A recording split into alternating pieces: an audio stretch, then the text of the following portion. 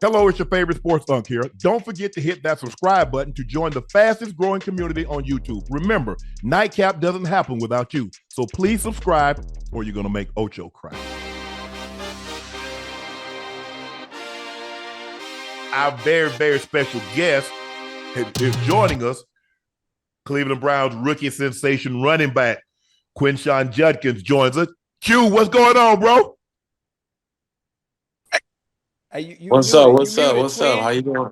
Nah, he good. He good now. What's Man, up, you was Quinn? housing that thing this week. Well, you been housing it since you got back, but you was really housing that thing. You, hey, house call. Seriously, I'm out. Hey, I had to. Yeah. How you feeling? How's your experience so far in the NFL been? Has it been everything you expected it to be, as opposed to the transition from college to the Oh yeah, pros? most definitely. I feel like it's been more so surreal, not only for myself but for my family to get to experience everything. Get to meet a lot of the players, and that whole 9 yards, man. Just getting to finally touchdown. Going through so much. A slow start to the beginning of the season, and shoot, just everything taking off when I landed. Man, that's what's Yes, up, sir. man. You're from Ohio, Nah, I'm right? from Alabama. I'm from Montgomery. Oh, you from? Yeah. Oh, man, how did let you get out of? How you get out of? How did you get way to Ohio State from Bama? NIL. That's the way to keep it. That's the Nah, way to keep it but stacked. seriously, oh man, I think for myself, just in college, man, I ended up going to Ole Miss for 2 years. I played there in the SEC. Um, had a lot of success, and then my last year of college, for my junior year, I was like, man, I want to go somewhere I can compete for a national championship. So I ended up at Ohio State. I felt like that was a great situation. Coach Day was a great type program, a lot of talented players there. So I was like, it's no better place to go than Ohio State. So I ended up there. Hey Q, tell me something. You SEC freshman of the year, right? I was like nominee for it or something like that, but yeah, I think I was freshman of the year. I can't even remember. So you left the SEC to go to Ohio Yep, State, huh? yep. Hey, that bag different, ain't it, man? For me, it wasn't about that though. Like for many different people, like in the game, it's about the money, the car, different. For me, it was like at the end of the day, bro, I'm a competitor. I'm trying to go out and kill it. Like I'm trying to go out and win games as much as possible. Because at Ole Miss, I was putting up 1,500 yards. I'm getting 15 touchdowns a year. So I'm like, man. No, I'm doing all of that, but that's not what fulfills me. That don't make me happy. So that wasn't what I was Right. chasing. Okay. Hey, You wanted that title. Hey, Q. Hey, don't give me that politically Nah, correct for real answer, though. Q. Not for real. Q, come on. Hey, this your boy. Come on, don't do me like that. For real. Hey, okay. Let me let you have it. Hey, one thing I want to talk about. I want to talk about the Mhm. Cleveland Browns, and I want to from the outside looking. I don't think you quite understand. Obviously, you in position, but me on the outside looking in, because there's been controversy at the quarterback position. Do you understand that you are the bell cow? That you are the offense. That offense goes as you go.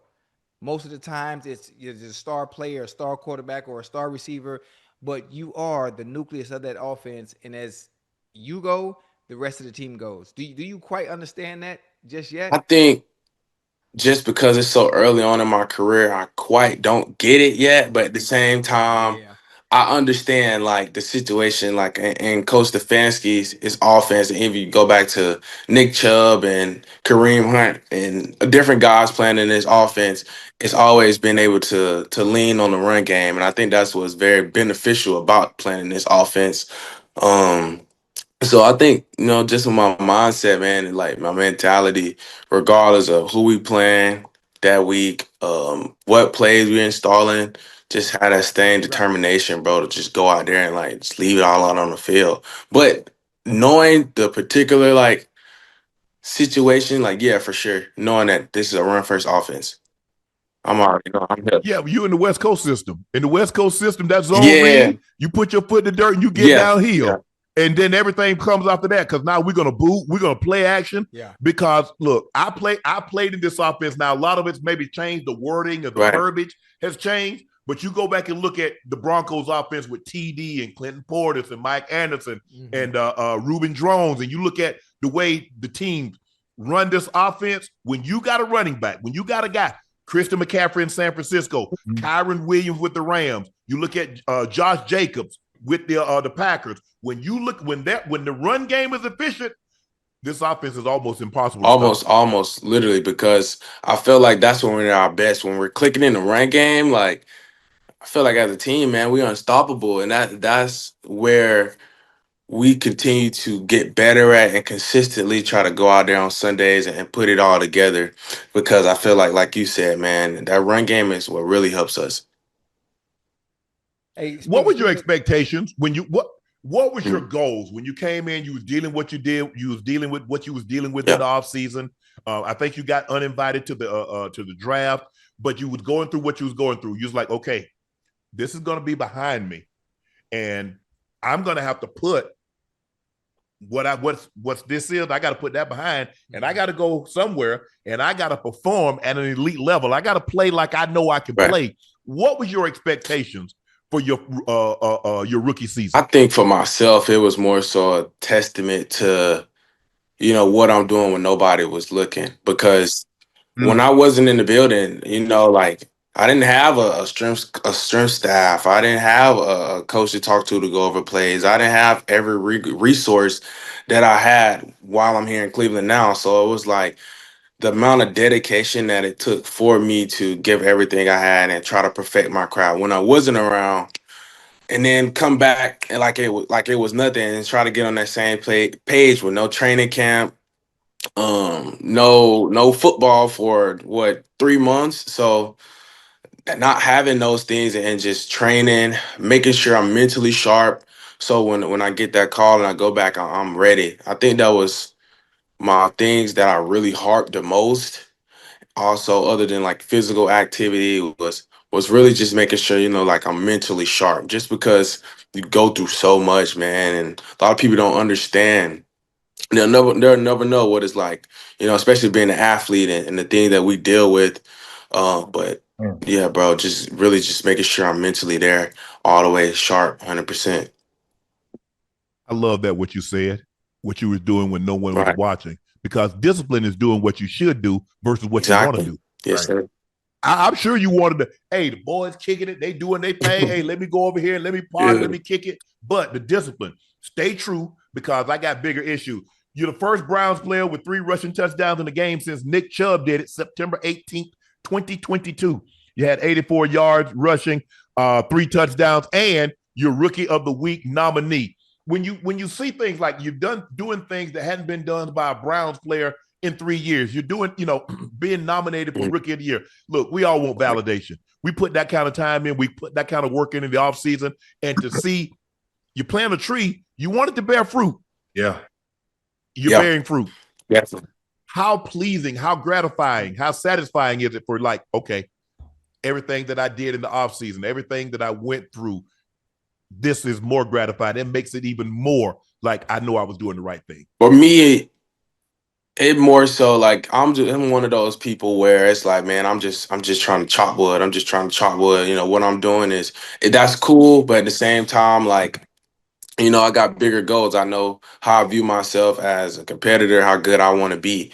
So I don't really think about it, but at the same time, when I look up and knowing what I've been through, knowing like how I persevered, knowing what like different challenges I've faced, and then you see the light at the end of the tunnel, it motivates me personally to like, keep going and strive to be better. So I think just that motivation you get from it and the hunger.